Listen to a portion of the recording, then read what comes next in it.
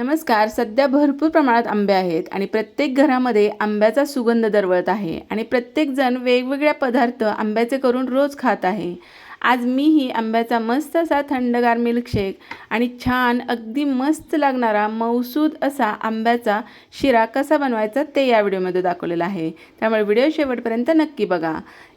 आता आपण प्रथम आंब्याचा शिरा करणार आहोत. त्यासाठी एका कढईमध्ये अर्धी वाटी साजूक तूप टाकून घ्यायचं. त्याच वाटीच्या सहाय्यानं 1 वाटी जाडसर असा रवा टाकून घ्यायचा आणि हा रवा छान परतत राहायचा. परतत असतानाच यामध्ये आवडीनुसार ड्रायफ्रूट्स टाकून घ्यायचे, बेदाणे टाकायचे आणि छान तांबूस रंग येईपर्यंत आपल्याला हा रवा छान असा परतून घ्यायचा आहे. आता ज्या वाटीने रवा घेतला त्याच वाटीच्या सहाय्यानं 2 वाट्या पाणी उकळत ठेवलं होतं ते यामध्ये टाकून घ्यायचं. अर्धी वाटी दूध टाकायचं आणि 7-8 केशराच्या काड्या गरम दुधामध्ये थोडा वेळ भिजत ठेवल्या होत्या त्या यामध्ये टाकायच्या. केशरामुळं या शिऱ्याला रंग तर येतोच, मात्र त्याचा सुवासही अगदी छान येतो. व्यवस्थित हे छान असं मिक्स करून घ्यायचं. रवा छान शिजू द्यायचा.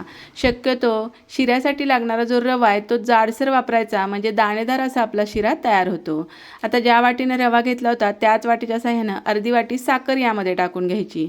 व्यवस्थित साखर मिक्स करून घ्यायची. तुम्ही तुमच्या आवडीनुसार साखरेचं प्रमाण कमी जास्त करू शकता.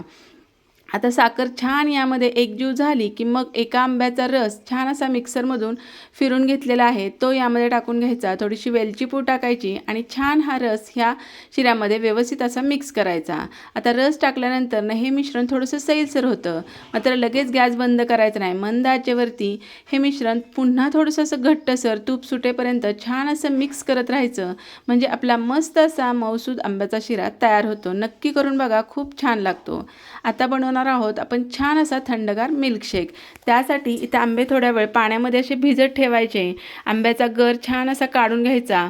थोडंसं डेकोरेशनसाठी आंब्याचे असे छोटे छोटे काप करून घेतलेले आहेत, म्हणजे जेव्हा आपण हा मिल्कशेक पितो तेव्हा थोडासा दाताखाली आंब्याचे तुकडे आले की ते अजूनच छान लागतात. आता व्यवस्थित हा आंब्याचा गर काढून घ्यायचा. तो एका मिक्सरच्या भांड्यामध्ये टाकायचा. चवीनुसार यामध्ये साखर टाकायची, बर्फाचे तुकडे टाकायचे आणि मिल्कशेकसाठी वापरणारं जे दूध आहे ते आधीच फ्रीजरमध्ये ठेवायचं किंवा फ्रीजमध्ये ठेवायचं आणि खूप थंड करून घ्यायचं आणि मिक्सरमध्ये हे फिरून घ्यायचं. मस्त आपला मिल्कशेक तयार झालेला आहे. नक्की करून बघा, हाही अगदी मस्त लागतो. या दोन्ही रेसिपी तुम्हाला आवडल्या असतील तर चॅनलला सबस्क्राईब करा. पुन्हा भेटूया अशा छान रेसिपीसोबत. तोपर्यंत मस्त खा, आनंदी राहा. व्हिडिओ पाहिल्याबद्दल तुमचे खूप खूप धन्यवाद.